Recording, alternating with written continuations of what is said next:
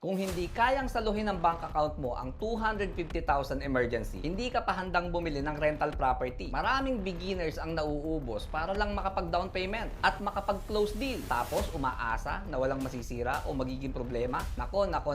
Delikadong financial trap yan. Sa oras na tumagas ang bubong, may masira sa property o hindi magbayad ang tenant, pipilitan silang umutang ng mataas na interest para lang maisalba ang investment nila. Ang real estate investing ay hindi lang puro open o pagbili ng asset. Kailangan matibay din ang depensa mo para protektado ang pamilya at cash flow mo kapag may hindi inaasahang problema. Hindi yumayaman ang magagaling na investor dahil reckless sila. Yumayaman sila dahil marunong silang mag-manage ng risk at magtayo ng financial buffer bago sila lumaki. Bago ka bumili ng rental property, siguraduhin mo muna na meron kang emergency fund, maintenance reserve, vacancy fund, stable na cash flow at extra capital para sa unexpected repair. Hindi mo kailangang matakot sa what if. Kailangan mo lang ng tamang sistema at tamang paghahanda para hindi ka mabura sa isang malaking pagkakamali. Sa Pilipinas, napakaraming gustong magmukhang investor pero kulang sa reserve. Tandaan, hindi down payment ang magpapalaki sa real estate investment mo.